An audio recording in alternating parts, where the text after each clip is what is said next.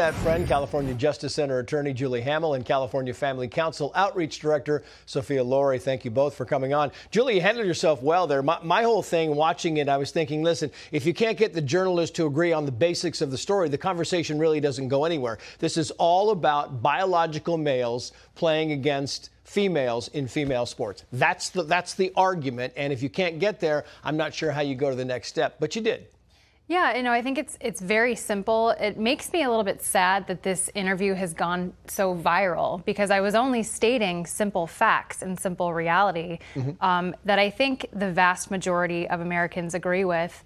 And I'm glad that CNN gave me runway to talk. I mean, I think people in their audience need to hear that because they're so used to this propagandized speech and this crazy idea that boys can become girls, which we all know is false. Yeah, it really is. Meantime, Sophia, you posted this on X, quoting here, imagine approaching me sitting in a beach chair in the shade, police escorting me out of an event. You won't tell me your name. You won't show me the policy you accused me of violating. You claim you somehow have my contact information and thinking that is okay. You were wearing girls' sports stuff, right, handing out bracelets, and they came and they said, you got to go. And you went and you're like, why do I got to go? Yeah, it was unbelievable. You know, I show up to the event and I see there's a freedom of speech area. And I thought, are we not in America? Do we not have the freedom of speech everywhere? Just in this designated area. So anyways, I kind of think it's a joke. I think, how can this be real? I go into the event passing out these little flyers, passing out Save Girls sports bracelets. And then minutes later, as I'm sitting in the shade on a little beach chair, they come to escort me out. I ask, why are you kicking me out? Apparently it's against a policy they could not show me in person. And it really goes to show how far they'll go to silence you if they do not agree with you. Yeah, it really is. And I think you're still wearing the bracelet now, aren't you? Yes, here we go.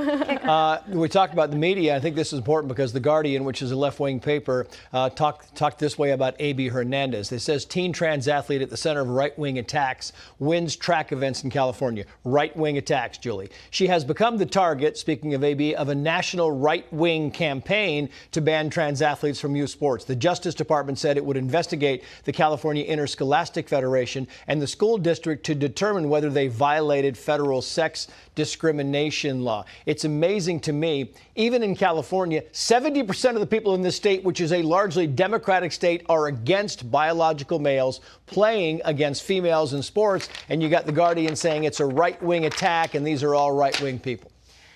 These people, these media outlets should be ashamed of themselves for the way they're framing this issue. The hero is not the boy who competed in the girls' events. The hero is all the girls who have been forced to compete with this boy and who have been silenced when trying to speak simple truth.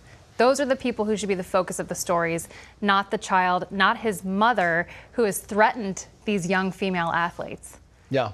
And speaking of learning heroes, we have one of them. She was on the Ingram angle a little earlier. Her name is Alexa Anderson. She's in Oregon, and she's the Oregon track star who refused to take the podium with a biological male. On Ingram tonight, she said the following. Watch. This was my first time competing against a transgender individual, so this is the first public stand that I have taken in this issue, but I have privately supported all other girls that have done the same with positive messages, commenting on posts, and just supporting them and letting them know I'm behind them in any way.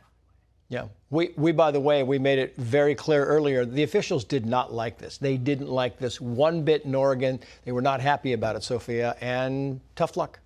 I watched the man approach the two girls and state and kind of shove them off that they had to move because they wouldn't get on the podium with a male. That man should be ashamed of himself, ashamed that he pushed those girls away instead of standing up for the girls and saying a male should not be competing against them.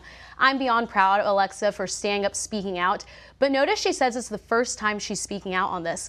Girls are fear of retaliation by their friends, by their peers, maybe even losing potential college scholarships for simply saying boys don't belong in girls' sports. And it's amazing to me that you fear something that 70, maybe 80% of the population supports you.